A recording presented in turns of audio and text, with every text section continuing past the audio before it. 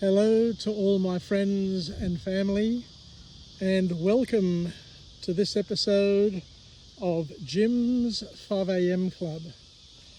What I'd like to do today is to present a book, and the book that I've chosen for today's episode is entitled Tales from the Cafe by Toshikazu Kawaguchi, and this book was published on the 17th of September 2020 and is a poignant follow-up to another wonderful book from this author. I think this author has 4 books in a series, all of a similar sort of theme, but a beautiful theme and well written and very, very thoughtful. The first book in the series was entitled Before the Coffee Gets Cold, and this book here is one of the follow-ups focusing on the same magical cafe where people can travel back in time. So let's step through each of the key lessons and see what we can learn and how it can benefit us, strengthen us, and give us options in terms of how we live our lives and the perspectives that we gain from our lives.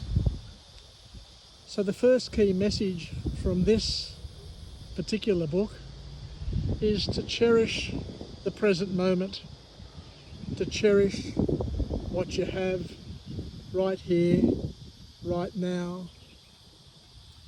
The stories highlight the importance of appreciating the present moment.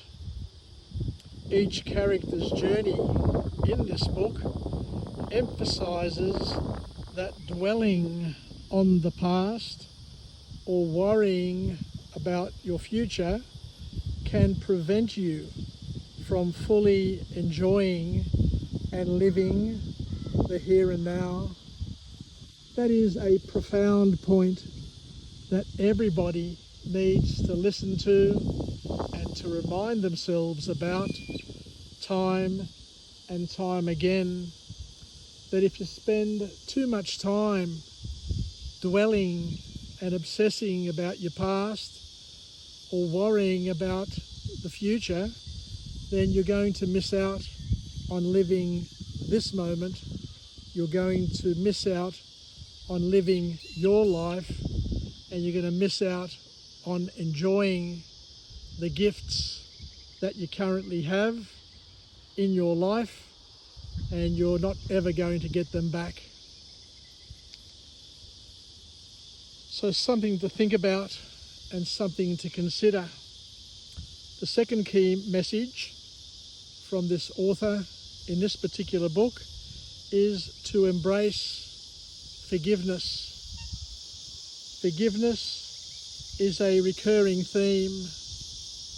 The characters in this one often find peace and closure by forgiving others or forgiving themselves. Once again, it's important to understand that forgiveness is of others, but it also relates to yourself as well, illustrating that holding on to grudges can hinder and stunt your own personal growth, development, and happiness, reminding us that the prison that we end up in is the prison of our own making, and we hold the keys to that prison, and it's up to us to forgive others and to forgive ourselves in order to escape from the confines of that prison. This book also allows us to look at understanding others' perspectives. The book encourages empathy by showing how characters gain a deeper understanding of others' feelings and motivations. This understanding often leads to resolution and stronger relationships. And we need to value the relationships that we have with our family, the relationships that we have with our friends and loved ones. And this is a central theme that this book focuses on, with many of the stories recurring over and over with this particular narrative. The book reminds readers of the significance of nurturing and valuing these connections, even when it's difficult. That's an important point. In our lives, our relationships go up and down. The relationships with our friends, our family, ourselves, and with God. But even when it's difficult, we need to make sure that we hold on to those relationships and do all that we can to help maintain, grow, develop them, and keep them alive. We look at regret and reconciliation, and many characters grapple with the regrets and seek reconciliation, which is very important. The stories suggest that while we can't change the past, we can make amends and work towards fixing ourselves and generating the personal growth that we need. Because at the end of the day, life is all about growing and developing, and we need to seek to nurture and to encourage personal growth. Each character's journey often involves personal development, and the book suggests that facing one's past can lead to significant personal growth and a better and stronger understanding of oneself. But in order to do that, we need to act, and we need to act now. We need to face the fears that are keeping us locked up and held back. Characters in this book often confront their fears and insecurities, showing that bravery and self-compassion, not self-comparison, and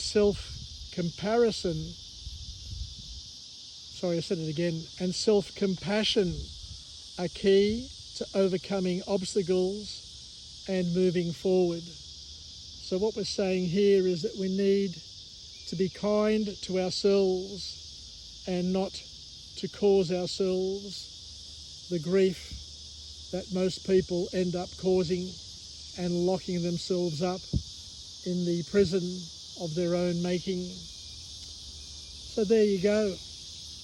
These lessons, woven into the fabric of the book's narrative, offer readers meaningful reflections on life, relationships, and the meaning that they apply to the experiences that they have throughout the years.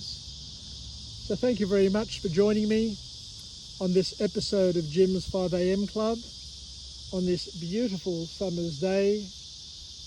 And I hope that by reflecting on this series from this wonderful author, the 4 books that we've been through, that we can take some lessons and we can implement and use those lessons and take some of the learnings and incorporate them into our inventory of learnings. Take care, everybody.